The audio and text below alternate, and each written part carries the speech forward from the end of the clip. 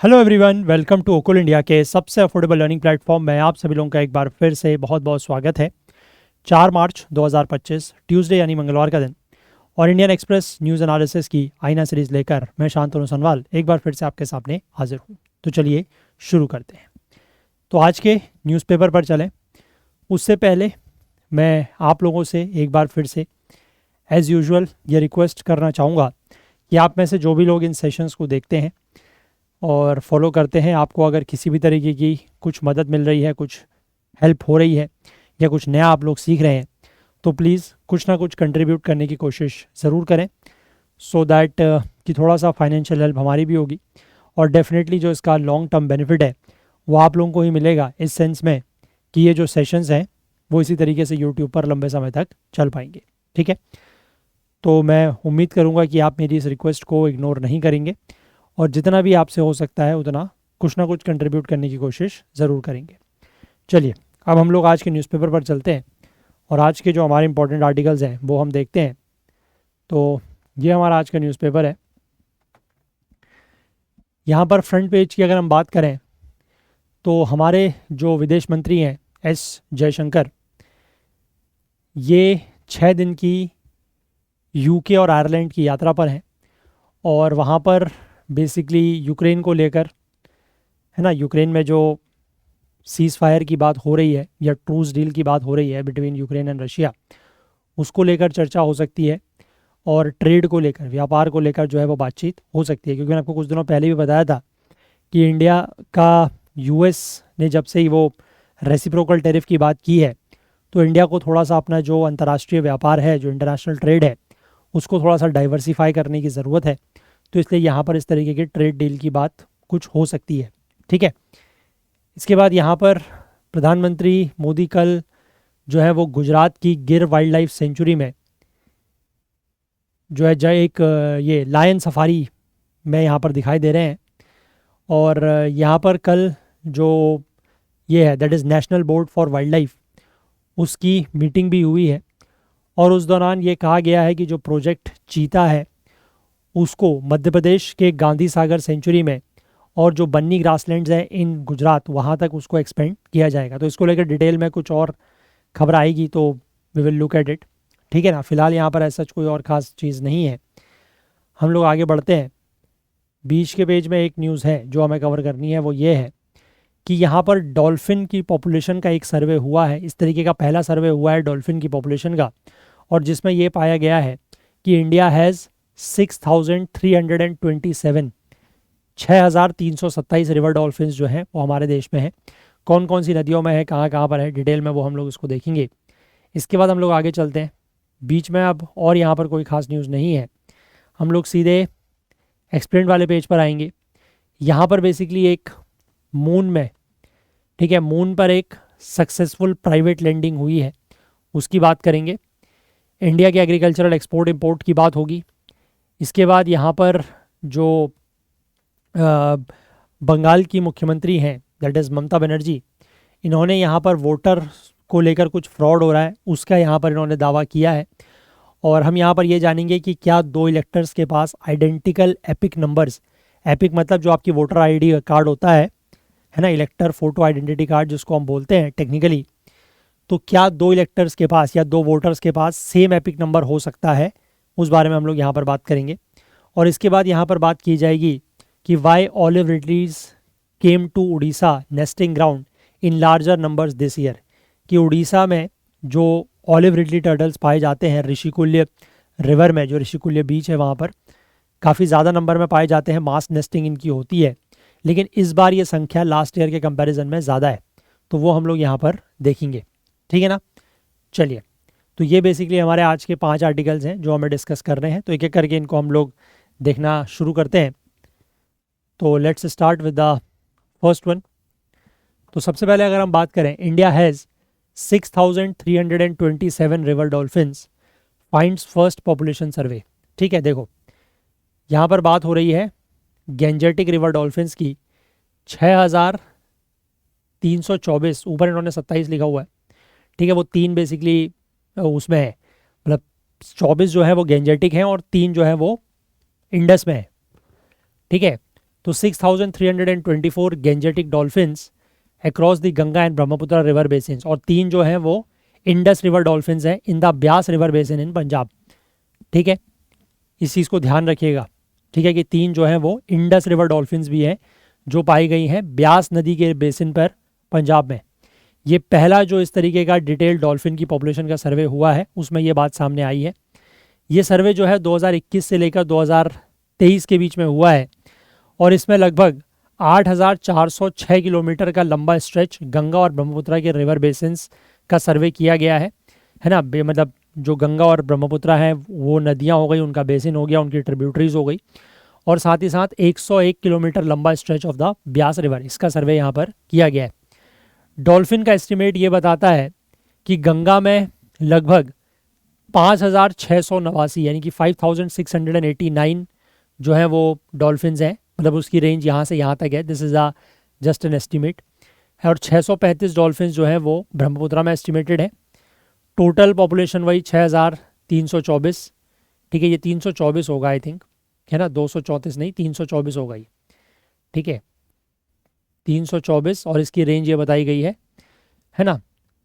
और यहाँ पर मैंने आपको बताया कि जो कल प्रधानमंत्री मोदी ने national board for wild life की जो 7वीं मीटिंग हुई है गिर नेशनल पार्क या गिर वाइल्ड लाइफ सेंचुरी में, वहाँ पर ये इस सर्वे के रिजल्ट्स जो हैं वो रिलीज़ किए गए हैं प्रधानमंत्री के द्वारा, है ना। ये जो प्रोजेक्ट डॉल्फिन था ये 15 अगस्त 2020 को जो है वो लॉन्च किया गया था। अब ये सर्वे जो है वो Wildlife Institute of India के द्वारा किया गया। State forest departments of Punjab, UP, Bihar, Assam, Jharkhand, Rajasthan and कुछ नॉन प्रॉफिट ऑर्गेनाइजेशंस जैसे कि Aaranyak, World Wildlife Fund, Turtle Survival Alliance and Wildlife Trust of India, तो इनके द्वारा ये पूरा का पूरा सर्वे किया गया है। और जो 6,324 गेंजेटिक डॉल्फिन्स पाई गई हैं उसमें से 3,275 जो है वो रिवर के मेन स्टेम में पाई गई हैं, मतलब मेन रिवर में। इतनी जो डॉल्फिन्स है दैट इज़ 2,400 के आसपास ये पाई गई हैं गंगा की ट्रिब्यूटरीज में, और 584 जो हैं वो पाई गई हैं ब्रह्मपुत्र की मेन स्टेम में। ठीक है, a total of 28 reverse were served bye boat for the estimation exercise and 30 river stretches were mapped by road. ठीक है, तो 28 रिवर का जो एस्टिमेशन है या जो सर्वे है वो बोट से किया गया है और 30 रिवर स्ट्रेचेस को जो है वो रोड से मैप किया गया है। ठीक है, रेंज स्टेट्स मतलब जहाँ पर पाई गई हैं उन रेंज स्टेट्स की अगर मैं बात करूँ तो 2,397, आप लगभग कह सकते हैं कि 2,400 के आसपास जो डॉल्फिन्स हैं वो काउंट की गई हैं यूपी में, तो सबसे ज़्यादा यूपी में काउंट की गई हैं। सेकंड नंबर पे लगभग 2,200 के आसपास बिहार में, तीसरे नंबर पर है झारखंड 162, चौथे नंबर पर है राजस्थान एंड मध्य प्रदेश 95, 815, अच्छा ये तीसरे नंबर पर ये हो जाएगा 815 इन वेस्ट बंगाल, 635 इन असम और 3 जो है वो पंजाब में, वो तो आपको बताई दी है ना, वो इंडस वाली जो है। गंगा में अगर मैं बात करूं तो टोटल 7,109 किलोमीटर का जो स्ट्रेच है उसको एक्टिवली सर्वे किया गया है, जिसमें Ganga as a main river Ganga जो है वो, और साथ ही साथ उसकी जो सहायक नदियाँ या ट्रिब्यूटरीज हैं उनका भी सर्वे किया गया है, लाइक चंबल, यमुना, राप्ती, शारदा, घाघरा, महानंदा, कोसी, गंडक, गेरुआ, रूपनारायण, तोरसा, कलजनी, चुरनी एंड हल्दी। ठीक है, और ये इन राज्यों में that is UP, Jharkhand, Bihar, West Bengal, Madhya Pradesh and Rajasthan. तो इन राज्यों में जितनी भी गंगा की सहायक नदियाँ या ट्रिब्यूटरीज हैं उन सभी का सर्वे यहाँ पर किया गया है। ठीक है, यूपी में अगर मैं बात करूँ तो हाईएस्ट एनकाउंटर या कंसंट्रेशन ऑफ डॉल्फिन जो है वो पाया गया है in the 47 kilometre stretch of Bhind Pachnada in Chambal river. ठीक है, भिंड पंचनदा का जो 47 किलोमीटर का स्ट्रेच है चंबल नदी में, वहाँ पर सबसे ज़्यादा जो कंसंट्रेशन है वो डॉल्फिन्स की पाई गई है। वहीं अगर मैं बात करूँ Kanpur Vindhyachal stretch of 380 kilometre, यहाँ पर लगभग हर किलोमीटर में 1.89 डॉल्फिन्स पाई गई हैं। जो डॉल्फिन पॉपुलेशन है in 366 kilometre long Narora to Kanpur stretch was almost non existent. जो 366 किलोमीटर का स्ट्रेच है नरोरा से लेकर कानपुर तक यूपी में, यहाँ पर जो डॉल्फिन की पॉपुलेशन है वो नॉन एग्जिस्टेंट पाई गई है, मतलब बिल्कुल ना के बराबर। बिहार में अगर मैं बात करूँ तो the survey found dolphin population thriving in most stretches. ठीक है, ज़्यादातर एरियाज़ में पॉपुलेशन जो है वो डॉल्फिन की ज़्यादा पाई गई है। एक तो वाटर डेप्थ ज़्यादा है, ठीक है, relatively water higher water depth in tributaries की वजह से, लाइक घाघरा, गंडक, कोसी, सोन, और आइडियल रिवर मॉर्फोलॉजी। ठीक है, मतलब जो रिवर का एक तरीके से आप कह सकते हैं टोपोग्राफी है, या जो उसका फ्लो वगैरह है वो भी वहाँ पर अच्छा है। चौसा से लेकर मनिहारी के बीच में जो गंगा की मेन स्टेम है, वहाँ पर लगभग 1297 डॉल्फिन्स पाई गई हैं 590 किलोमीटर के स्ट्रेच में।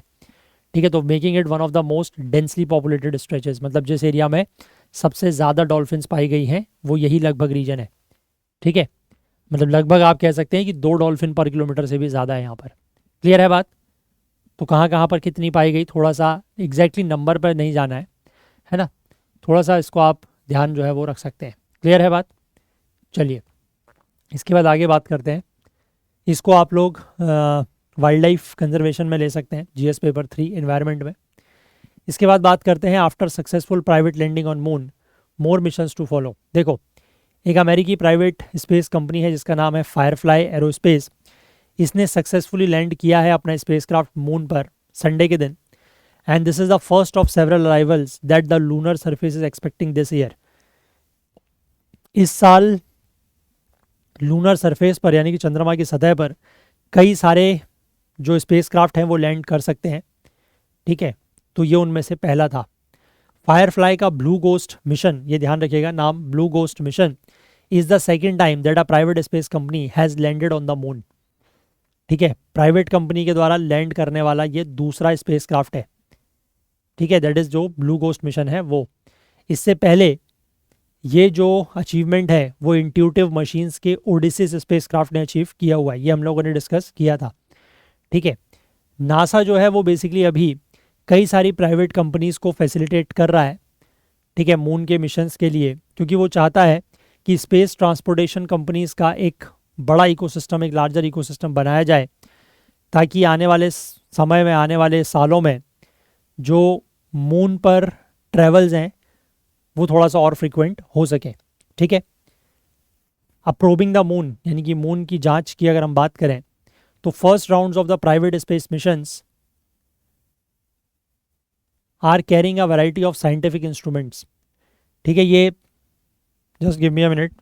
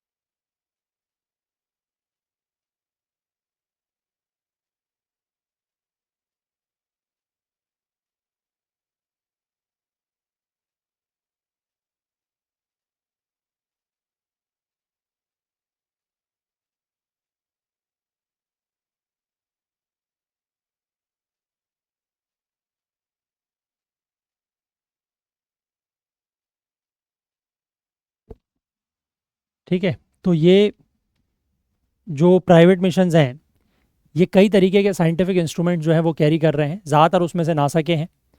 ठीक है, to further understanding of the moon surface and its surrounding, और वो इसलिए ले जा रहे हैं इस तरीके के इंस्ट्रूमेंट्स ताकि मून की सरफेस और उसका जो सराउंडिंग है उसको और बेहतर समझने के लिए।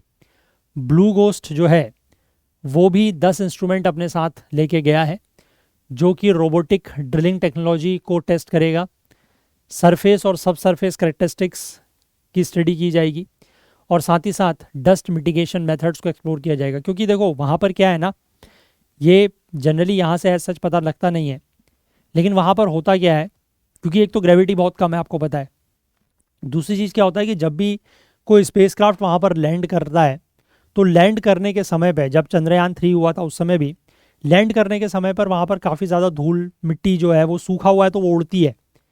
अब ग्रेविटी तो है नहीं, जैसे जैसे अर्थ पे क्या होता है कि अगर धूल मिट्टी उड़ रही है तो वो थोड़ी देर बाद सेटल हो जाती है, बट यहाँ पर प्रॉब्लम यह है क्योंकि ग्रेविटी बहुत कम है मून पर, है ना, 1/6 ऑफ द अर्थ है, तो वो धूल मिट्टी जो वहाँ पर उड़ती है वो सेटल नहीं हो पाती, वो प्रॉब्लम है यहाँ पर। ठीक है, तो वो डस्ट मिटिगेशन को कैसे एक्सप्लोर करेंगे, वो सब चीज़ों की यहाँ पर ये लोग अभी जांच कर रहे हैं, ठीक है। और ये जो ब्लू घोस्ट मिशन है ये ऑपरेशनल रहेगा लगभग 1 लूनार डे के लिए। 1 लूनार डे मतलब होता है हमारे अर्थ के जो 14 दिन है उसके बराबर, ठीक है। मार्च 14 को the mission is hoping to capture high definition image of a solar eclipse on the moon, कि मून पर से एक ये सोलर एक्लिप्स की इमेज लेगा। सोलर एक्लिप्स कब होता है? जब मून और सन के बीच में अर्थ आती है, ठीक है। तो अर्थ बेसिकली जो है वो, मतलब इसके लिए अगर हम बात करें तो अर्थ अगर बीच में है, मतलब वैसे तो अगर हम देखें कि अगर हमारी अर्थ और सन उसके बीच में मून आता है तो that is a solar eclipse, अगर हम उसको अर्थ से ऑब्जर्व कर रहे हैं तो। लेकिन अगर हम इसको मून से ऑब्जर्व करेंगे तो मून के लिए सोलर एक्लिप्स क्या हुआ? क्योंकि मून से ऑब्जर्व करेगा ना ये, तो मून से जब ऑब्जर्व करेगा तो मून से ऑब्जर्व करने के लिए अर्थ अगर सन और मून के बीच में आती है तो that is a solar eclipse, ठीक है। तो वहां से ये इस चीज़ को ऑब्जर्व करेगा, ठीक है, जब अर्थ जो है वो मून और सन के बीच में आ जाएगी। अब ब्लू घोस्ट मिशन जो है इसमें लेकिन एक खास बात यह है कि इसमें रोवर नहीं है, ठीक है। जैसे हमारे चंद्रयान 3 में एक रोवर भी था, रोवर का नाम क्या था? Vikram was the name of lander and rover was the का नाम क्या था? दैट वॉज प्रज्ञान, ठीक है। तो वो कुछ समय उस पर उतरने के बाद उसकी सतह पर मूव कर रहा था, बट इसमें कोई रोवर नहीं है। तो इसका मतलब ये है कि जो पेलोड डिप्लॉय किए गए हैं वो वहीं पर जहाँ पर वो लैंडर बैठा है, मतलब लैंड हुआ है, वो वहीं पर रहेंगे, वो इधर उधर मूव नहीं कर सकते, ठीक है। अब जो स्पेस क्राफ्ट है ये कहाँ पर लैंड किया है? ये लगभग जो लूनार इक्वेटर है उसके 20 डिग्री नॉर्थ में, ठीक है, 20 डिग्री नॉर्थ में लैंड किया है। और कौन सी साइड में लैंड किया है? ऐसी साइड में लैंड किया है जो ऑलवेज टूवर्ड्स दी अर्थ है। मतलब एक तो मैंने आपको बताया, मैंने इसका एक डिटेल वीडियो भी बनाया था, है ना, कि एक मून की डार्क साइड होती है। डार्क साइड मतलब है which is always away from the earth, जो हमें दिखाई नहीं देती, है ना, क्योंकि मून का जो रोटेशन है अबाउट इट्स ओन एक्सिस और उसका जो रिवॉल्यूशन है अबाउट दी अर्थ, उनका ड्यूरेशन एग्जैक्टली सेम है। तो इसलिए हमें हमेशा मून का सिर्फ one side of the moon या one half side of the moon ही दिखाई देता है। तो जो अवे साइड होती है उसको हम क्या बोलते हैं? Dark side of the moon, ठीक है। डार्क साइड का मतलब ये नहीं है कि वहां पर हमेशा अंधेरा रहता है, डार्क साइड का मतलब ये है कि that is away from the earth, ठीक है। तो ये जो लैंड किया है ये ऐसी साइड पर लैंड किया है जो कि डार्क साइड नहीं है, ऐसी साइड जो कि हमेशा अर्थ की तरफ फेस करती है, ठीक है। और ये इस साइड पर जहां पर ये लैंड किया है वहां पर यह माना जाता है कि लगभग आज से 3 बिलियन साल पहले एक बहुत लार्ज एस्टेरॉयड जो है वो हिट किया था, टकराया था। अब कॉमर्शियल प्राइवेट ऑपरेटर्स की अगर हम बात करें तो फायरफ्लाई जो कंपनी है जिसने ये ब्लू घोस्ट मिशन लॉन्च किया है, ये थर्ड प्राइवेट ऑपरेटर है जिसने मून पर अपना मिशन भेजा है under the special NASA programme. NASA का एक स्पेशल प्रोग्राम है that is commercial lunar payload services, उसके अंतर्गत इसने ये मिशन भेजा है, ठीक है। And more than a dozen space companies have been contracted by NASA so far to carry out scientific sorties to the moon. तो लगभग एक दर्जन से भी ज़्यादा कंपनियां जो हैं, प्राइवेट कंपनीज, उन्होंने नासा के साथ कॉन्ट्रैक्ट किया हुआ है कि वो इस तरीके के साइंटिफिक मिशंस जो हैं वो मून पे करेंगे आने वाले समय में, ठीक है। अब ऑल दो नासा जो है वो, क्योंकि उसी के मिशन के अंतर्गत ये चीज़ें हो रही हैं, उसी की जो प्रोग्राम है उसके अंतर्गत, तो ज़्यादातर इसमें पेलोड जो है इन मिशंस में वो नासा के ही होंगे, ठीक है। लेकिन ये कंपनीज जो हैं they are free to take payloads of other parties, वो यूनिवर्सिटीज़ के, रिसर्च इंस्टीट्यूशन के, प्राइवेट कॉरपोरेशंस के और हालांकि दूसरे देशों तक के वो पेलोड्स इसमें चाहें तो कैरी कर सकते हैं, ठीक है। अब ये जो CLPS है, ये जो नासा का प्रोग्राम है, इसका एम ये है कि मून का जो एक्सप्लोरेशन है उसको एक्सपेडाइट किया जाए, उसको उसमें तेज़ी लाई जाए और ऐसी कैपेसिटीज़ बिल्ड की जाए प्राइवेट सेक्टर में कि वो कॉम्प्लेक्स स्पेस मिशंस आने वाले समय में कर सकें, ठीक है। क्योंकि ये नासा का जो बड़ा और लार्जर और मोर एम्बिशियस प्रोग्राम है दैट इज़ आर्टेमिस प्रोग्राम, जिसका एम ये है कि वो लॉन्ग टर्म ह्यूमन प्रेजेंस बढ़ाना चाहता है मून के ऊपर, ठीक है। उसके नेचुरल रिसोर्सेज को एक्सप्लॉइट करना चाहता है और मून को एज एक बेस बनाना चाहता है ताकि डीप स्पेस में और फर्दर एक्सप्लोरेशंस किए जाएं। ये आर्टेमिस प्रोग्राम का एम है, ठीक है। तो नासा का बेसिकली मेन मकसद ये है। अब ये जो CLPS इनिशिएटिव या CLPS प्रोग्राम है, इसके अंतर्गत जो पहली फ्लाइट थी मून में वो लॉन्च की गई थी पिछले साल जनवरी में, ठीक है। जो कंपनी थी जिसका नाम था, जिसने ये लॉन्च किया था, दैट वाज एस्ट्रोबॉटिक टेक्नोलॉजीज, और उसने अपना जो मिशन भेजा था दैट वाज पेरिग्रिन मिशन, पेरिग्रिनी या पेरिग्रिन मिशन भेजा था। हालांकि ये मिशन जो है वो मून तक नहीं पहुंच पाया था due to some technical problems. ठीक है, इसके लगभग 1 महीने के बाद ही इंट्यूटिव मशीन्स एक और कंपनी, उसने अपना एक और स्पेसक्राफ्ट भेजा दैट इज ओडिसिस। ये हालांकि पहला प्राइवेट मिशन बन गया था मून तक पहुंचने वाला, हालांकि इसकी जो लैंडिंग है वो परफेक्ट नहीं हो पाई थी। ठीक है, ये मतलब जो, क्योंकि लैंडिंग के दौरान क्या होता है कि स्पीड काफ़ी स्लो करनी पड़ती है सो दैट कि सॉफ्ट लैंडिंग हो सके, लेकिन इसकी स्पीड स्लो नहीं हो पाई थी। तो इसी वजह से क्या हुआ कि जो उसके लैंडिंग लेग्स होते हैं, मतलब जिन लेग्स के बेसिस पर वो लैंड करता है, वो एक लेग बेसिकली टूट गया। बट फिर भी it still manage to stay upright, वो फिर भी जो है वो सीधा खड़ा रहा। तो उससे थोड़ा बहुत काम चला और उसने अपना जो डेटा वगैरह है वो वापस कंट्रोल स्टेशन को भेजा भी। लेकिन जो ये संडे को लैंडिंग हुई है ब्लू गोस्ट की, ये ऑलमोस्ट फ्लॉलेस, मतलब इसमें कोई गड़बड़ी या कोई कमियां नहीं रही है ना। और इसी वजह से जो फायरफ्लाई एरोस्पेस है वो ये क्लेम कर रहा है कि वो फर्स्ट प्राइवेट कंपनी है जिसने सक्सेसफुली मून पर लैंड किया है। इससे पहले हालांकि ये है ओडिसिस स्पेसक्राफ्ट इंट्यूटिव मशीन्स का, इसने भी लैंड किया था, बट क्योंकि वो सॉफ्ट लैंडिंग उतनी अच्छे से नहीं हो पाई थी, तो इसलिए ये आप कह सकते हो कि first successful landing on moon जो प्राइवेट सेक्टर के द्वारा या प्राइवेट कंपनी के द्वारा की गई है वो फायरफ्लाई एरोस्पेस के द्वारा through it's blue ghost mission की गई है। ठीक है, अब जो मिशंस अभी तक कैरी आउट किए गए हैं वो काफ़ी स्ट्रेट फॉरवर्ड रहे हैं, लेकिन फ्यूचर मिशंस जो हैं उनमें रोवर्स भी होंगे और उनमें रिटर्न मॉड्यूल्स भी होंगे। ठीक है, रोवर मतलब वही कि वहाँ पर जाने के बाद वो थोड़ा सा मूव कर सकते हैं, और रिटर्न मॉड्यूल्स मतलब कि वापस उनको लाया भी जा सकता है। ठीक है, मतलब सैंपल्स वगैरह लेके या जो स्पेसक्राफ्ट वहाँ पर छोड़े जा रहे हैं उनको वापस भी लाया जा सकता है। क्योंकि अब आप ये बात समझो कि जितने भी स्पेसक्राफ्ट मून पर जैसे अभी तक गए हैं, ठीक है, जैसे चंद्रयान 3 की अगर मैं बात करूँ तो चंद्रयान 3 की अब एक तरीके से लाइफ तो पूरी हो गई है, बट वो फिर भी वहीं पर है जहाँ पर लैंड किया था, क्योंकि अब वो कहाँ जाएगा, वो वापस तो आना नहीं है। तो इसी तरीके से ये जो प्रॉब्लम है, चाहे हम सैटेलाइट्स की बात करें या इस तरीके के स्पेसक्राफ्ट्स की बात करें, ये सारी चीज़ें जो हैं वो स्पेस में और इस तरीके की सेलेस्टियल बॉडीज़ में डेब्रिस क्रिएट करती हैं। ठीक है, तो अगर रिटर्न मॉड्यूल होगा तो वो ज़्यादा बेटर है, सो दैट कि आप वहाँ पर गए, आपने अपना काम किया, जो भी सैंपल्स वगैरह लेने हैं वो कलेक्ट किए और वहाँ से वापस। तो आप इस तरीके की जो स्पेस है या जो इस तरीके के सेलेस्टियल बॉडीज़ हैं, चाहे वो मून हो या कोई भी और बॉडी हो, कोई भी और प्लैनेट हो, उस पर आप इस तरीके का डेब्रिस जो है वो कंट्रीब्यूट नहीं करेंगे। ठीक है ना।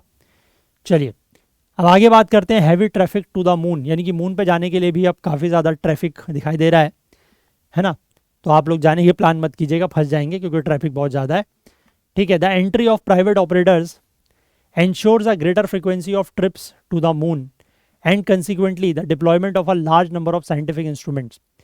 ठीक है, तो प्राइवेट ऑपरेटर्स की एंट्री होने की वजह से ये बात श्योर हो जाती है कि मून पर अब जो फ्रीक्वेंसी ऑफ ट्रिप्स हैं वो बढ़ेंगी और कंसिक्वेंटली वहाँ पर ज़्यादा साइंटिफिक इंस्ट्रूमेंट्स डिप्लॉय होंगे।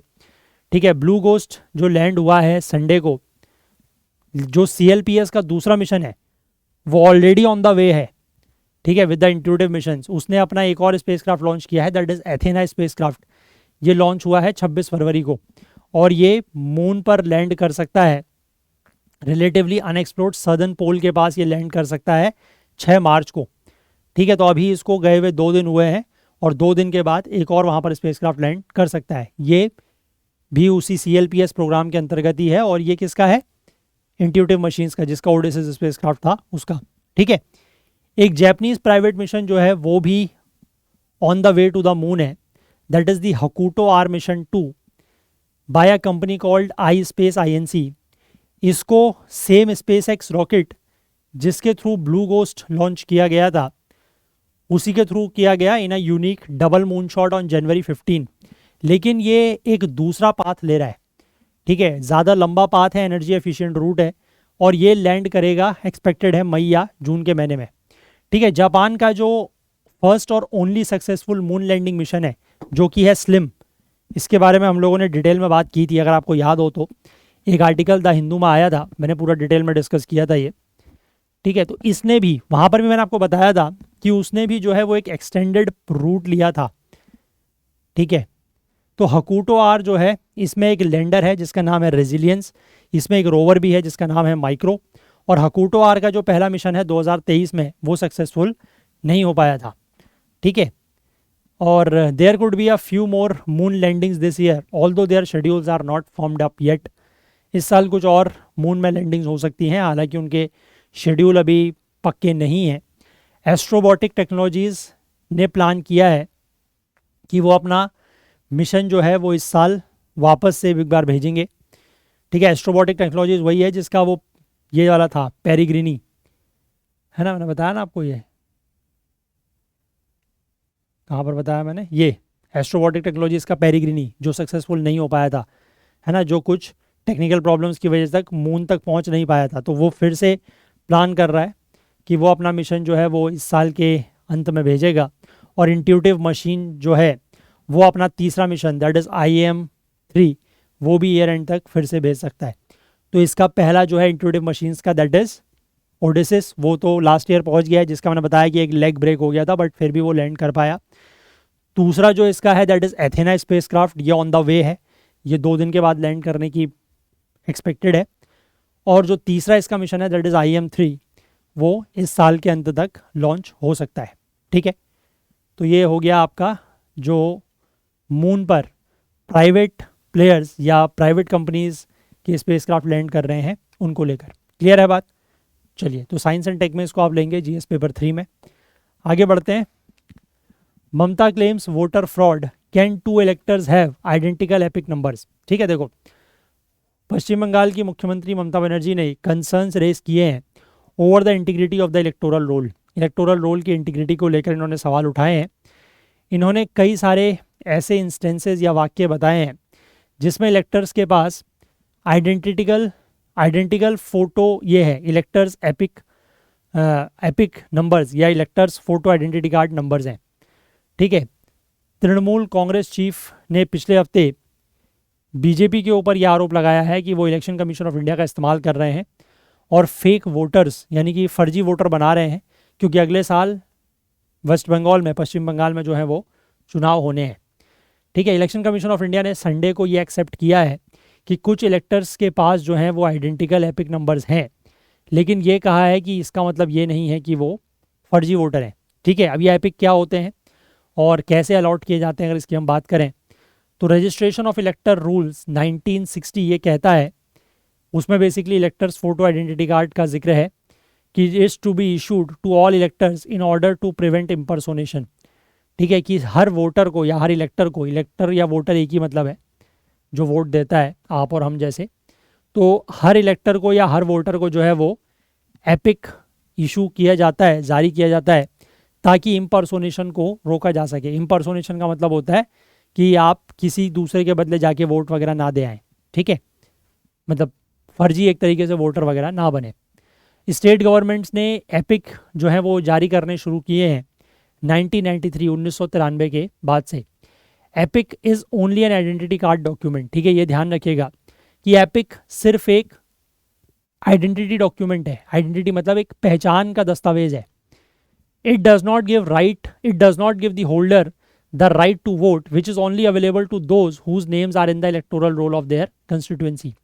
यानी कि अगर आपके पास एपिक है तो आपके पास वोट देने का अधिकार आपको नहीं मिल जाता, क्योंकि वोट देने का अधिकार सिर्फ उन्हीं को मिलता है ना, जिसका नाम उनकी कंस्टिट्यूएंसी के वोटर लिस्ट में होता है, इलेक्टोरल रोल या वोटर लिस्ट में होता है। कई सारे ऐसे वाक्य देखे गए हैं। ठीक है, हर स्तर के जो चुनाव होते हैं, चाहे वो आपके लोकसभा स्तर के हों, राज्य में विधानसभा स्तर के हों, या लोकल लेवल पर जो म्यूनसिपैलिटी या पंचायत के चुनाव होते हैं, उनमें ये देखा जाता है कई बार इस तरीके की घटनाएं हुई हैं। हो सकता है आपके साथ, आपके परिवारजनों के साथ या किसी और आपके जान पहचान वाले व्यक्ति के साथ हुई हो। उनके पास एपिक कार्ड है, वोटर आईडी है। जब वो अपने निर्धारित बूथ पर वोट देने जाते हैं तो उस दिन उनको पता लगता है कि वहाँ पर उनका जो इलेक्टोरल लिस्ट है या जो इलेक्टोरल रोल है या जो वोटर लिस्ट है उसमें उनका नाम ही नहीं है। तो एपिक वगैरह होने के बावजूद वो वहाँ पर जाके फिर वोट नहीं दे सकते। ठीक है ना, ये समस्याएं बहुत ज़्यादा होती हैं। तो ध्यान रखिएगा कि एपिक अगर आपके पास है तो उससे आपका ये अधिकार आपको नहीं मिल जाता कि आप वोट दे ही सकते हैं। वोट आप तभी दे पाएंगे जब आपका नाम आपके कंस्टिट्यूएंसी या आपके निर्वाचन क्षेत्र के जो इलेक्टोरल रोल या वोटर लिस्ट है उसमें होगा तब। ठीक है, ये बात समझ गए। अब एपिक में क्या क्या चीज़ें होती हैं?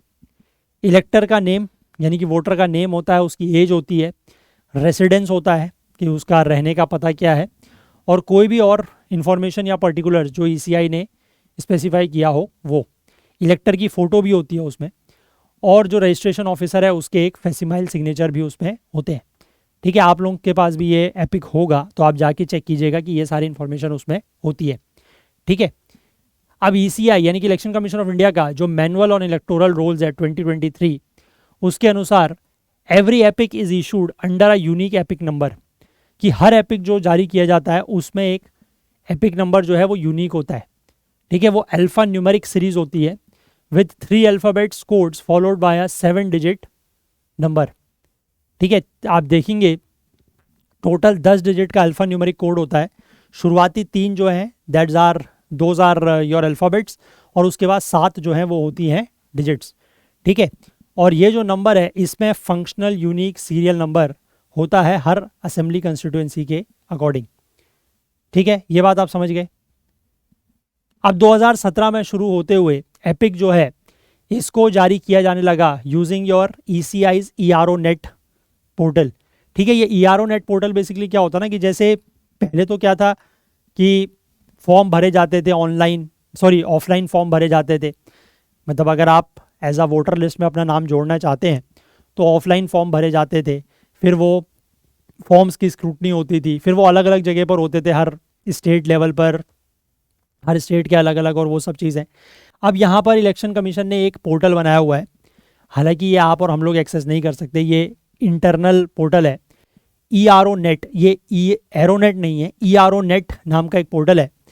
उस पोर्टल पे बेसिकली क्या होता है, क्योंकि आज की डेट पे अब सारे के सारे जितने भी फॉर्म्स वगैरह भरे जाते हैं फॉर द एनरोलमेंट, या आपको कोई भी अगर अपना चीज़ें में परिवर्तन कराना हो, आपका एड्रेस चेंज हो गया हो, आप एक जगह से दूसरी जगह चले गए हो, या किसी नए आपके परिवार के सदस्य का किसी नए सदस्य का नाम वोटर लिस्ट में ऐड होना है ना, या किसी का अगर डेथ हो गई है, कोई जो भी है, तो उसका नाम हटाना है, तो वो सब चीज़ें अब इसके थ्रू हो जाती हैं। आप फॉर्म वगैरह भरते हैं तो जो भी फॉर्म वगैरह हैं वो इस पोर्टल पे थ्रू आते हैं, वहाँ पर इनके स्क्रूटनाइज होती है, डुप्लीकेसी वगैरह को हटाने का काम इन चीज़ों के थ्रू किया जाता है। ठीक है, तो ये बेसिकली इस पोर्टल का काम है। 2023 का मैनुअल ये कहता है कि that a unique EPIC number is allotted to every elector, कि हर इलेक्टर को या हर वोटर को जो है वो एक यूनिक एपिक नंबर जो है वो दिया जाता है। When ever she is first issued an epic, यानी कि जब भी पहली बार आपका ये एपिक जारी हुआ तो आपको एक यूनिक एपिक नंबर दिया जाता है, और ये नंबर चेंज नहीं होता। ठीक है, अगर मान लीजिए आपका वोटर आईडी कहीं खो गया या कुछ भी हो गया, और उसको अगर दोबारा री इशू किया जा रहा है या रिप्लेस किया जा रहा है, तो तब भी वो एपिक नंबर चेंज नहीं होता है। वो एपिक नंबर जो है, आपका जो एपिक नंबर है, दैट विल रिमेन यूनिक। ठीक है, अब जो तृणमूल कांग्रेस ने यहाँ पर एलिगेशन या आरोप लगाए हैं वो क्या है, और उसको लेकर इलेक्शन कमीशन ने कैसे जवाब दिया है, क्या रिस्पॉन्स किया है। तो तृणमूल कांग्रेस का ये कहना है कि कई सारे इलेक्टर जो हैं उनके एपिक नंबर सेम है। ठीक है, और उन्होंने यही आरोप लगाया है कि बीजेपी और इलेक्शन कमीशन जो है वो बंगाल के इलेक्टोरल रोल्स या वोटर लिस्ट में फर्जी वोटरों को जोड़ रहे हैं। ठीक है, तो यहाँ पर ममता बनर्जी का ये कहना है कि महाराष्ट्र और दिल्ली के बाद अब बीजेपी जो है वो बंगाल को टारगेट कर रही है, और हम उनको जो है वो एक मुंह तोड़ जवाब, एक बिफिटिंग रिप्लाई देंगे। वंस अगेन खेला होबे, और एक बार दोबारा फिर से जो है वो खेला यहाँ पर होगा।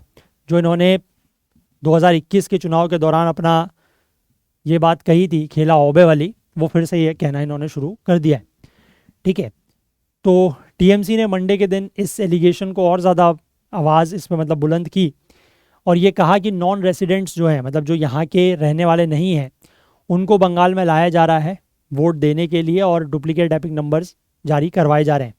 इलेक्शन कमीशन ने संडे के दिन ये कहा है कि कुछ डुप्लीकेट एपिक नंबर ज़रूर हैं, लेकिन इसका मतलब ये नहीं है कि वहाँ पर फेक वोटर्स हैं।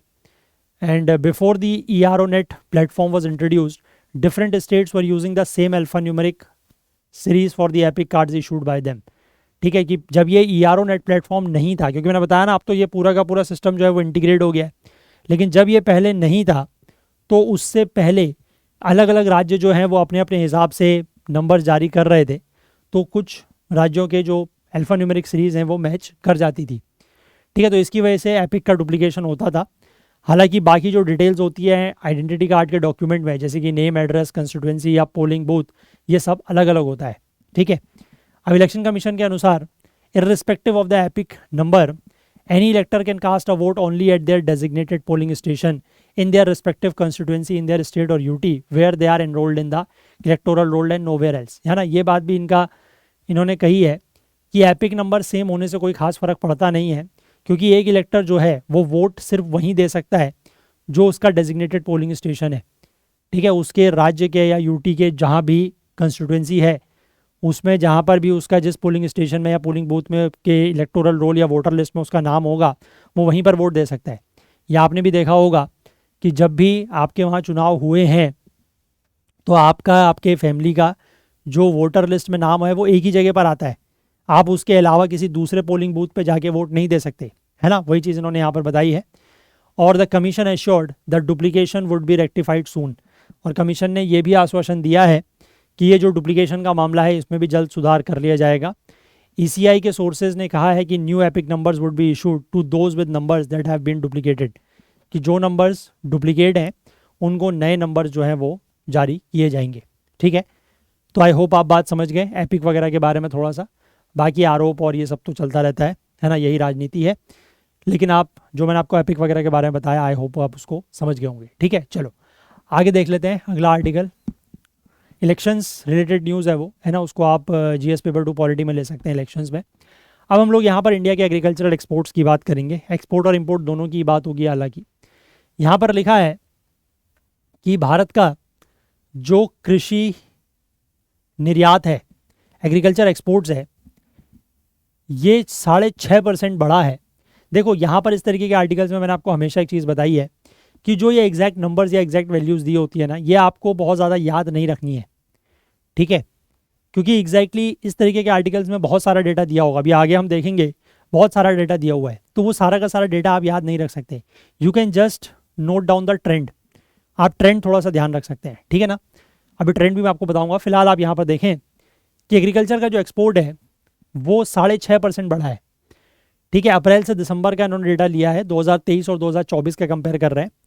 अप्रैल से दिसंबर 2023 में जहां $35.2 बिलियन का एक्सपोर्ट हुआ था, अप्रैल से दिसंबर 2024 में बढ़ के ये $37.5 का हो गया, यानी कि 6.5% का इसमें इंक्रीज है।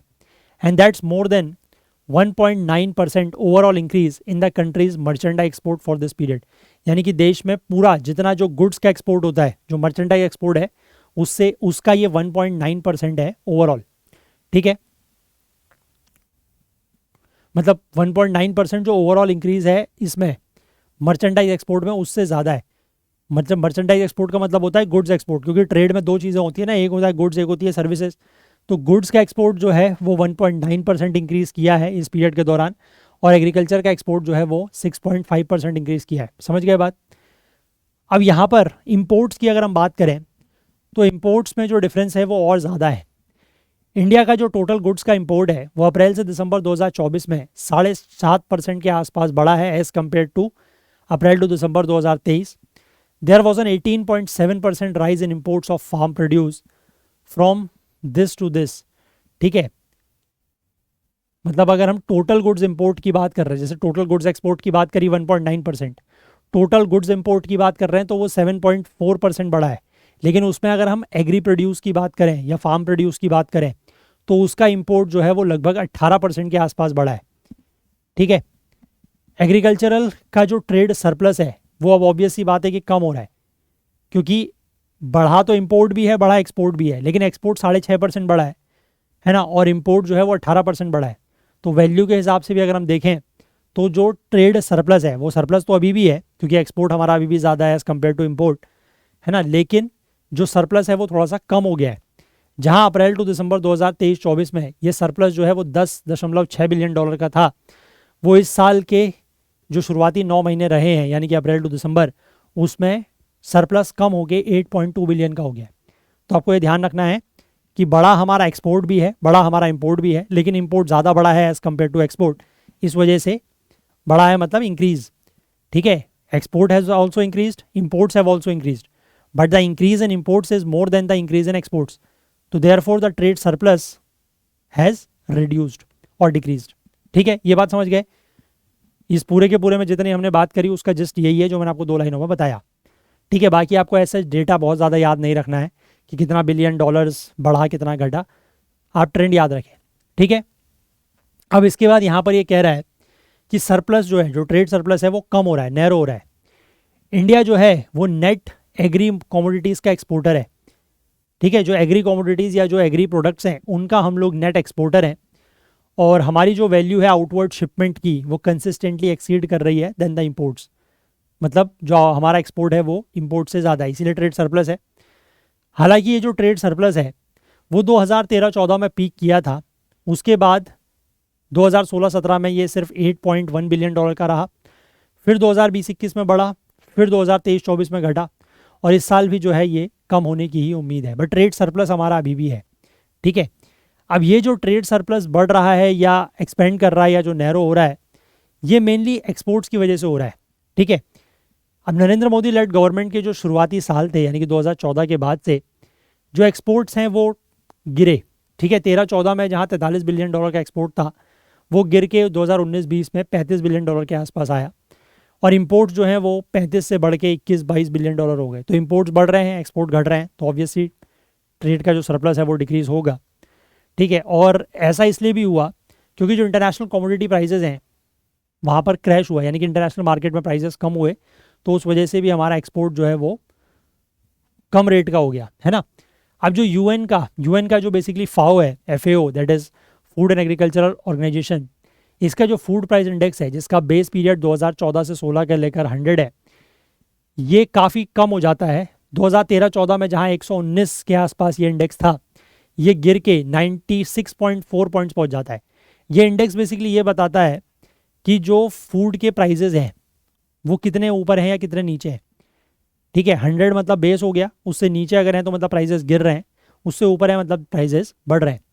ठीक है, अब लो वर्ल्ड प्राइजेस, क्योंकि 2019-20 में मैंने आपको बताया कि ये 96 के आसपास हो गया, मतलब इंटरनेशनल मार्केट में जो प्राइजेस हैं वो काफ़ी कम हो गए, तो इसकी वजह से हुआ क्या कि इंडिया का जो एग्रीकल्चरल एक्सपोर्ट है वो कम कम्पिटिटिव हो गया, और साथ ही साथ जो चीपर इम्पोर्ट्स हैं फार्मर्स उससे ज़्यादा वल्नरेबल होने लगे, क्योंकि चीपर इम्पोर्ट्स, क्योंकि इम्पोर्ट सस्ते हो गए तो वो सामान यहाँ पर आने लगा, तो उससे फार्मर्स वल्नरेबल हो गए। लेकिन कोविड-19 पेंडेमिक और रशिया के यूक्रेन का इन्वेजन करने के बाद जो सप्लाई डिसरप्शंस हुए उसकी वजह से फिर ग्लोबल प्राइस रिकवर करने शुरू किए, और ये जो FAO का इंडेक्स है ये 2021-22 में 133 तक पहुंच गया, 2022-23 में 140 तक पहुंच गया, है ना। और इसकी वजह से ही हमारा जो एक्सपोर्ट का प्राइस है वो भी बढ़ गया। ठीक है, 50 बिलियन डॉलर, 53 बिलियन डॉलर हम लोग 2021-22, 22-23 में पहुँच गए। और फिर उसके बाद इंडेक्स जो है वो फिर कुछ कम हुआ 23-24 में 121 के आसपास, 24-25 के अप्रैल से जनवरी तक 123 पर आया, तो उस वजह से फिर से जो एक्सपोर्ट्स हैं वो कम होने लगे, क्योंकि यहाँ पर एक्सपोर्ट्स क्वांटिटी की बात नहीं कर रहे हैं हम लोग यहाँ पर बात कर रहे हैं इन टर्म्स ऑफ वॉल्यूम की बात नहीं कर रहे हैं हम लोग, इन टर्म्स ऑफ जो पैसा है कि कितने रुपीज़ का या कितने डॉलर का, कितने अमाउंट का वो हुआ है एक्सपोर्ट, उसकी बात कर रहे हैं। ठीक है, तो इसलिए प्राइसेस अगर ज़्यादा होंगे इंटरनेशनल मार्केट में तो हमारा जो एक्सपोर्ट प्राइस है वो भी बढ़ेगा, और अगर प्राइसेस कम होंगे तो एक्सपोर्ट प्राइसेस कम हो जाएंगे। ठीक है, अब एक्सपोर्ट में ज़्यादा चीज़ें हमने क्या एक्सपोर्ट की हैं, तो यहाँ पर जो टेबल है उसमें ये दिखाया गया है कि एग्रीकल्चर एक्सपोर्ट और इम्पोर्ट्स जो है उनकी डॉलर में वैल्यू। तो नंबर 1 एक्सपोर्ट कमोडिटी जो हमारी है दैट इज़ मरीन प्रोडक्ट्स। ठीक है, मरीन प्रोडक्ट्स में भी हालांकि गिरावट आई है 2020-21 में, जहां 7.8 बिलियन डॉलर का हमने मरीन प्रोडक्ट्स एक्सपोर्ट किए थे, 2022-23 में ये 8.1 हुआ, और फिर 2023-24 में 7.4 बिलियन हो गया। ठीक है, और ये फॉल जो है, ये जो गिरावट है वो इस साल भी देखने को मिल सकती है।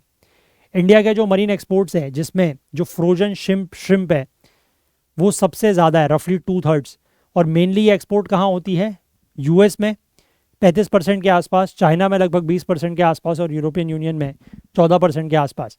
ठीक है, US इसका सबसे बड़ा बाज़ार है, और अगर डोनाल्ड ट्रंप जो है अमेरिका के राष्ट्रपति अगर किसी भी तरीके का टैरिफ लगाते हैं तो उसके वजह से हमारा जो सी फूड एक्सपोर्ट है उसके ऊपर भी असर पड़ सकता है। ठीक है, हमने कल भी ये बात की थी। ठीक है, इसके बाद आगे ये लिखा है कि शुगर जो है उसमें भी गिरावट आई है। ठीक है, शुगर का एक्सपोर्ट जो है वो भी 2022-23 में जितना था लगभग उससे आधा हो गया 23-24 में इसका एक्सपोर्ट जो है। और साथ ही साथ वीट के एक्सपोर्ट की अगर हम बात करें तो वीट का एक्सपोर्ट भी काफ़ी कम है। ठीक है, वीट के एक्सपोर्ट के मैं आपको वैल्यूज़ अभी सब दिखा दूंगा, ये भी काफ़ी कम है।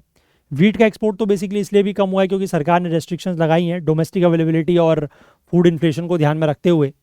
हालांकि जो राइस का एक्सपोर्ट है वो अभी भी तेज़ चल रहा है ना। नॉन बासमती राइस जिसके ऊपर कई सारे कर्ब्स लगाए गए थे, कई सारी पाबंदियाँ रेस्ट्रिक्शंस लगाए गए थे, है ना। वाइट राइस के ऊपर आउटराइट पूरी तरीके से बैन लगाया गया था। पार बॉइल्ड ग्रेन शिपमेंट्स के ऊपर 20% की ड्यूटी लगाई गई थी, लेकिन ये धीमे धीमे खत्म हुआ है, तो राइस का एक्सपोर्ट ठीक ठाक चल रहा है। ठीक है, ब्रोकन राइस के ऊपर जो बैन था, ब्रोकन राइस के एक्सपोर्ट के ऊपर, वो अभी भी है, लेकिन जो नॉन बासमती शिपमेंट्स की वैल्यू है वो लगभग अपने 2020, 21, 22, 23 के लेवल के आसपास दिख रही है। ठीक है, बासमती राइस और साथ ही साथ स्पाइसेस, कॉफ़ी और टबैको का जो एक्सपोर्ट है वो इस साल नए रिकॉर्ड बना सकता है।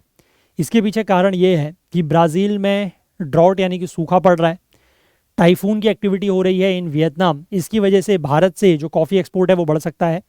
साथ ही साथ ब्राज़ील और जिम्बाब्वे में जो क्रॉप का फेलियर हुआ है उसकी वजह से जो हमारा टोबैको एक्सपोर्ट है वो बढ़ सकता है। और साथ ही साथ इंडिया ने अपनी पोजीशन कंसोलिडेट की है as the world's leading exporter of basmati rice, chilli, मिर्च यानी कि मिंट प्रोडक्ट्स यानी कि जो मिंट आपका क्या होता है, ये पुदीने के बने हुए जो प्रोडक्ट्स हैं वो, क्यूमिन मतलब होता है जीरा, टर्मरिक मतलब हल्दी, कोरिएंडर मतलब धनिया, और फेनल होता है सौंफ। ठीक है, तो इन सब का एक्सपोर्ट जो है वो बढ़ सकता है। ठीक है, इनका इंडिया लीडिंग एक्सपोर्टर बन सकता है। ठीक है, इसके बाद इंपोर्ट्स की अगर हम बात करें कि क्या क्या चीज़ें हम लोग ज़्यादा इंपोर्ट कर रहे हैं, तो हमारा जो एग्रीकल्चरल इंपोर्ट्स है वो दो चीज़ों से डोमिनेट करता है। One is your edible oils and pulses. हम लोग बहुत बार इस चीज़ को डिस्कस कर चुके हैं। हालांकि पल्सेस का जो इंपोर्ट है, जहां 2015-16 में लगभग $4 बिलियन के आसपास था, 16-17 में 4.2 बिलियन था, ये कम होके 2022-23 का जो 5 साल का एवरेज रहा है उसमें ये $1.7 बिलियन हुआ है। ठीक है, और ऐसा इसलिए हुआ है क्योंकि डोमेस्टिक प्रोडक्शन जो है वो पल्सेस का बड़ा है। लेकिन 2023-24 में पुअर क्रॉप होने की वजह से ये ट्रेंड फिर से रिवर्स होता हुआ दिखाई दे रहा है, और इस साल $5 बिलियन का इंपोर्ट हो सकता है पल्सेस का, जो कि पहली बार होगा अगर ऐसा होता है तो। ठीक है, वहीं अगर एडिबल ऑयल्स की हम बात करें तो 2024-25 में जो इसका ऊपर खर्चा है इंपोर्ट, वो सबसे ज़्यादा हो सकता है 21-22 के बाद। ठीक है, और ये बेसिकली 21-22 और 22-23 में जो ये प्राइजेस बढ़े थे वो तो यही जो यूक्रेन में वॉर चल रहा है उसकी वजह से इंटरनेशनल प्राइजेस बढ़ गए थे, तो इस बार भी ऐसा हो सकता है। ठीक है, स्पाइसेस की अगर हम बात करें, देखो ये बड़ा इंपॉर्टेंट पॉइंट है। स्पाइसेस या मसालों को लेकर इंडिया जो है वो एक्सपोर्टर भी है और इम्पोर्टर भी है। ठीक है, 2023-24 में इंडिया का जो इम्पोर्ट है दैट इज़ पेपर मतलब जो मिर्च होती है वो। ठीक है, ब्लैक पेपर, वाइट पेपर होती है ना, काली मिर्च और उस तरीके की, कार्डेमम मतलब इलायची। ठीक है, तो इन सब का जो एक्सपोर्ट है, सॉरी इंपोर्ट जो है वो करस्पॉन्डिंग एक्सपोर्ट से ज़्यादा है।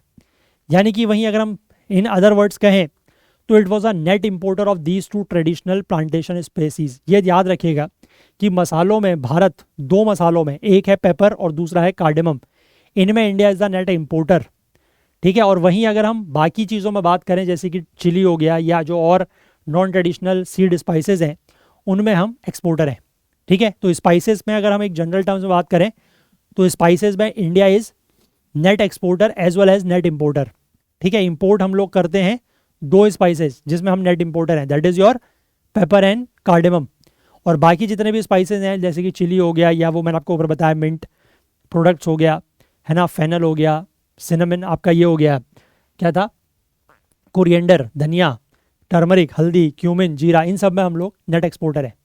ठीक है, लेकिन जो दो ट्रेडिशनल स्पाइसेस हैं पेपर एंड कार्डेमम, इनमें हम लोग इंपोर्टर हैं, नेट इंपोर्टर, ये याद रखिएगा। ठीक है, जबकि आपको एक चीज़, मतलब ये एक तरीके से आप कह सकते हैं एक विडंबना है, इंडिया में जो यूरोपियंस आए थे, ये मॉडर्न हिस्ट्री में पढ़ा है ना आपने, जब इंडिया में यूरोपियंस आए थे तो सबसे पहले वो किस खोज में आए थे?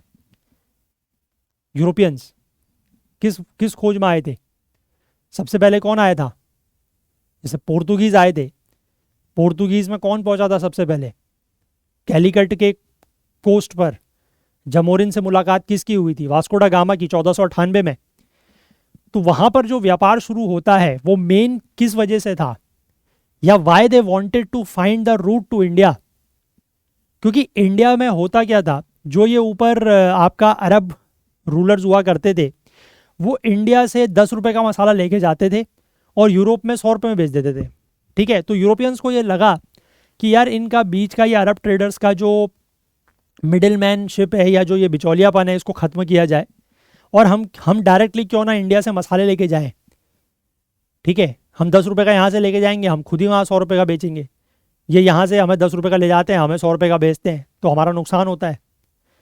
तो मैं ये आपको इसलिए बता रहा हूँ क्योंकि उस समय जो ये पेपर है ना, पेपर, यही मेन जो है वो ट्रेडिंग स्पाइसीज होता था, स्पाइसीज, है ना। और इसी को ब्लैक गोल्ड कहा जाता था, पेपर को। आपने पढ़ा होगा ये चीज़।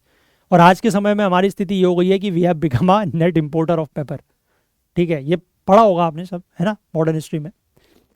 थोड़ा सा मैंने जस्ट एक वहाँ से कनेक्ट करा इसको,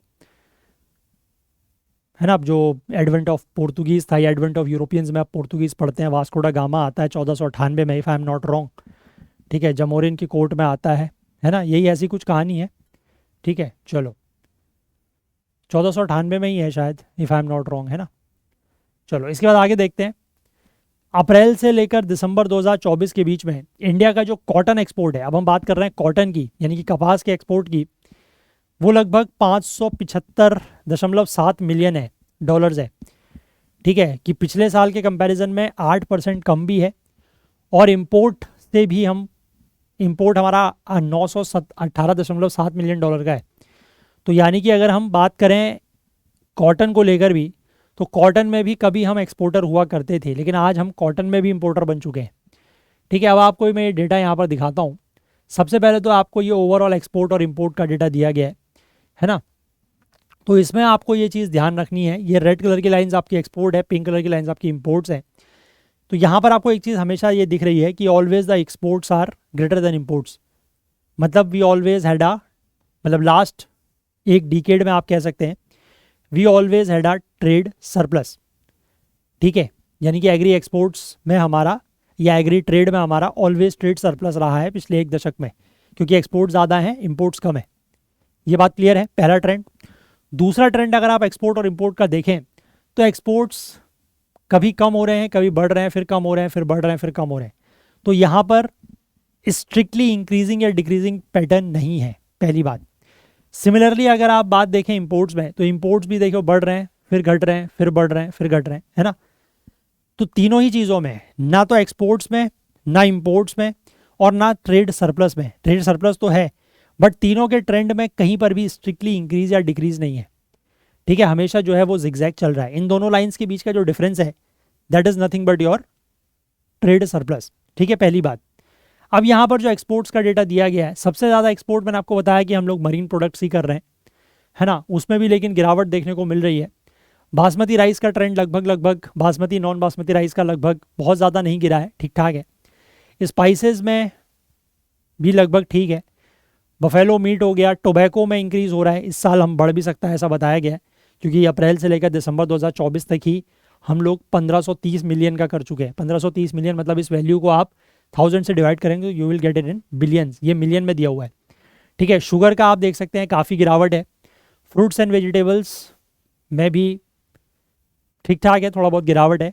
और फ्रूट एंड वेजिटेबल सेक्टर को कैसे हम लोग बेटर बना सकते हैं, उसको लेकर हम लोगों ने वो एक दिन एक आर्टिकल डिस्कस किया था, सह्याद्री फार्म्स वाला, अगर आपको याद हो तो, है ना। प्रोसेस्ड F&B की बात करें तो ये भी लगभग उतना ही है। कॉफ़ी में इंक्रीज़ दिख रहा है, ऑयल मील में भी लगभग थोड़ा बहुत गिरावट है, ऑयल सीड्स में भी थोड़ा गिरावट दिख रही है। Castor oil, raw cotton, cotton में जहाँ हमारा अच्छा होता था, आपको मैंने बताया कि 2023-24 में अच्छा था, वो इस बार काफ़ी कम दिख रहा है। वीट की तो हालत ही ख़राब हो गई, क्योंकि वीट का तो एक्सपोर्ट बैन ही कर दिया था पूरी तरीके से, है ना। और बाकी सीरियल्स ये भी काफ़ी कम है। और टॉप इंपोर्ट की बात करें तो सबसे ज़्यादा vegetable oil and second number पर पल्सेस है। फ्रेश फ्रूट का एक्सपोर्ट लगभग उतना ही है। कैश्यू यानी कि काजू का इंपोर्ट है, स्पाइसेस का इंपोर्ट है, वही मैंने आपको बताया, पेपर और कार्डेमम, और रॉ कॉटन का इंपोर्ट बढ़ गया है। ठीक है, पिछले साल काफ़ी कम था, हालांकि 2023-24 में, 23-24 में कॉटन का जहां एक्सपोर्ट इतना था 1116 और इंपोर्ट सिर्फ 598 था, तो we were the net exporter. लेकिन यहाँ पर आप स्थिति देखिए कि इस बार का जो अभी तक का 9 महीने का एक्सपोर्ट रहा है वो सिर्फ $575 मिलियन है, और इंपोर्ट जो है वो $918 मिलियन हो गया है। तो यहाँ पर काफ़ी ज़्यादा ट्रेड हमें डेफिसिट देखने को मिल रहा है इसमें। ठीक है, वहीं नेचुरल रबर का लगभग लगभग सेम ही है। ठीक है, तो ये यहाँ से आपको डेटा का ट्रेंड समझना है। ठीक है, डेटा की एग्जैक्टली वैल्यूज़ के ऊपर नहीं जाना है। क्लियर है बात? चलिए, तो ये आपका एक्सपोर्ट का डेटा हो गया, एग्री एक्सपोर्ट और इंपोर्ट का डेटा है। ठीक है, इस तरीके के क्वेश्चंस कभी कभी प्रीलिम्स में पूछ लिए जाते हैं ट्रेंड्स वगैरह को लेकर। ठीक है, नॉट एग्जैक्टली वैल्यूज़ को लेकर। चलिए आगे देख लेते हैं। Why olive ridleys came to Odisha nesting grounds in large numbers this year, कि इस साल जो है जो उड़ीसा के नेस्टिंग ग्राउंड है वहाँ पर ऑलिव रिडली टर्टल्स काफ़ी ज़्यादा क्यों दिखाई दे रहे हैं? तो ऑलिव रिडली टर्टल जो हैं वो ऋषिकुल्य रूकरी, रूकरी मतलब यहाँ पर नेस्ट वगैरह ये बनाते हैं जहाँ पर अपने एग्स ले करते हैं। उड़ीसा के गंजम डिस्ट्रिक्ट में ऋषिकुल्य जो बीच है वहाँ पर ये आए हैं for a 10-day mass nesting event last month after having stayed away last year. पिछले साल ये नहीं थे, इस साल 10 दिन का जो इनका नेस्टिंग इवेंट होता है वहाँ पर ये आए हैं पिछले महीने। Nearly 7 lakh olive ridley turtles laid eggs at the nesting ground between February 16 and February 25। 16 से 26 फरवरी के बीच में लगभग 7 लाख ऑलिव रिडली टर्टल्स ने एग्स ले किए हैं यहाँ पर। And the number of turtles was more than in 2023। 2023 से ये संख्या ज़्यादा है। 2023 में लगभग 6,37,000 के आसपास टर्टल जो हैं वो इस समय पर आए थे। अब इनका जो ऑलिव ग्रीन शेल्स होता है, पहले बात करें ऑलिव रिडलीज जिनका साइंटिफिक नेम है लेपिडोचेलिस ओलिवेसिया।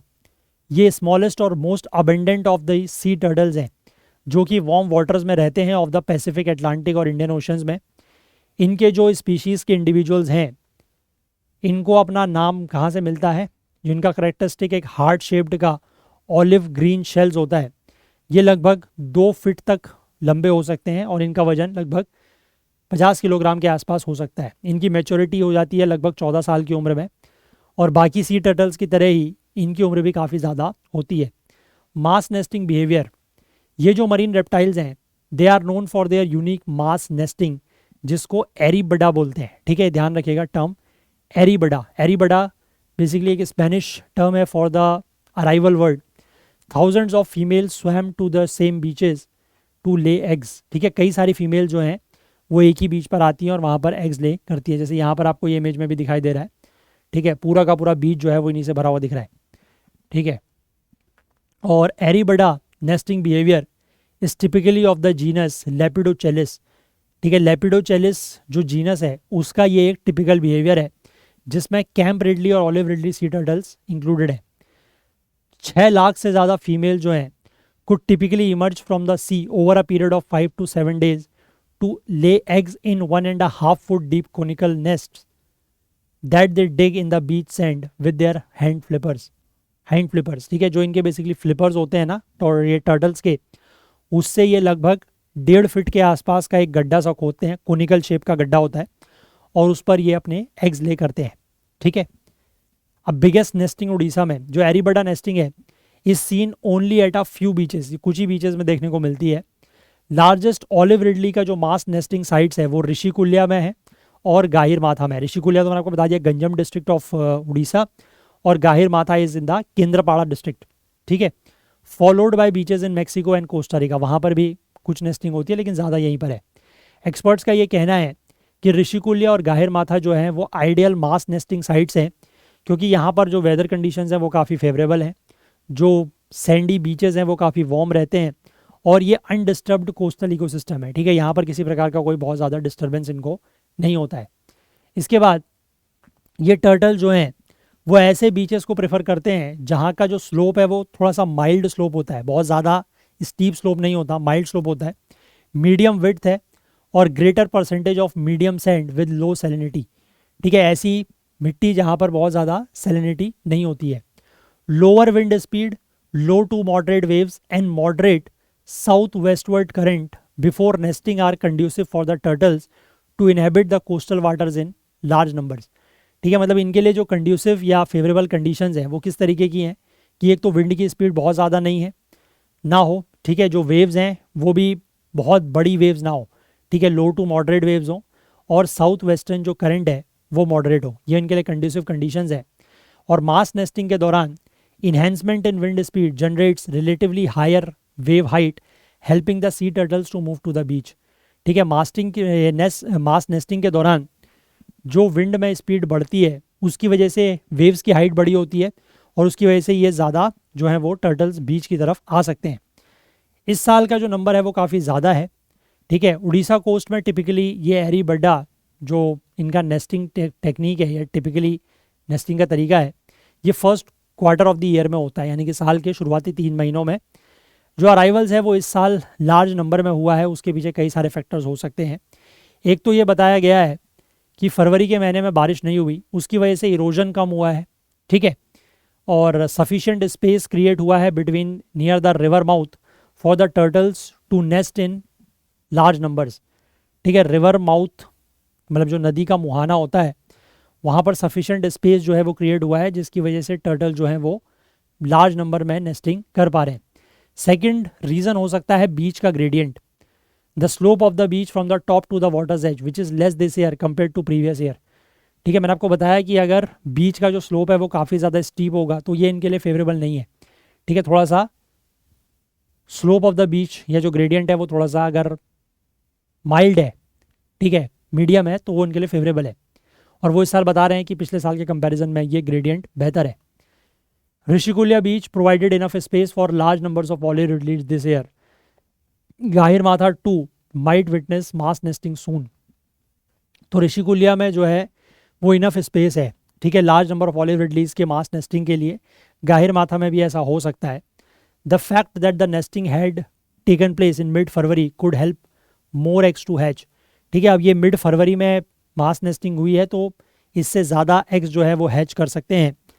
एग्स को हैच करने में लगभग 50 दिन के आसपास का समय लगता है, और ज़्यादा टेम्परेचर नहीं होगा और कोस्टल इरोजन नहीं होगा तो उसकी वजह से few eggs will be lost. ठीक है, the later the mass nesting take place the more the eggs that are lost to erosion which intensifies in April, क्योंकि अप्रैल के महीने में इरोजन बढ़ जाता है वहाँ पर, तो उसकी वजह से जितना देर में एग ले अगर होते हैं तो उतने ज़्यादा एग लॉस्ट हो जाते हैं। बट इस बार फरवरी के महीने में ही ये एग्स ले हो गए हैं तो मार्च के एंड तक या अप्रैल की शुरुआत तक इनकी हैचरिंग हो जाएगी।